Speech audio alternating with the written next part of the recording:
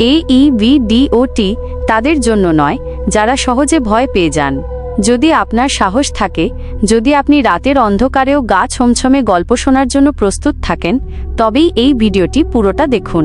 আর যদি সামান্যতম ভয়ও পান, তবে এখনই ভিডিওটি বন্ধ করে দিন, কারণ আজকের গল্পটা আপনার রাতের ঘুম কেড়ে নিতে পারে। সাহস থাকলে তবেই আমাদের চ্যানেলটি সাবস্ক্রাইব করে নিন। আর চলুন প্রবেশ করি সেই ভয়ানক টকটা অসররি পরীর জগতে। আপনি তৈরি তো? গল্পটা শুরু হয় এক গভীর রাতে। গ্রামের নাম নিঝুমপুর, যেখানে এক পুরনো তেঁতুল গাছ ছিল। গাছটা ছিল আসলে এক ভয়ানক টকটা অসররি পরীর ডেরা।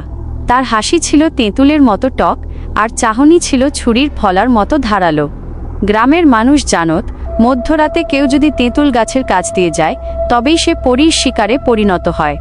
সেই পরী মিষ্টি কথায় ভুলিয়ে মানুষকে কাছে টানত।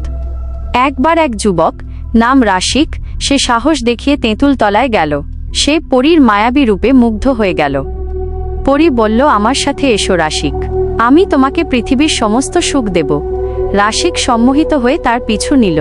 কিন্তু যেই সে তেঁতুল গাছের ছায়া পেরোল, অমনি পরীর রূপ গেল পাল্টে। তার সুন্দর মুখটা হয়ে উঠল পচে যাওয়া ফলের মতো বিকৃত, আর তার মায়াবী হাসি হয়ে গেল এক বীভৎস চিৎকার। পরী তার লম্বা টকটকে নখ দিয়ে রাশিকের শরীর থেকে জীবন কেড়ে নিতে শুরু করল। রাশিকের শেষ আর্তনাদ সেই রাতে কেউ শুনতে পায়নি, কেবল তেঁতুল পাতার ফিসফিসানি শোনা গিয়েছিল।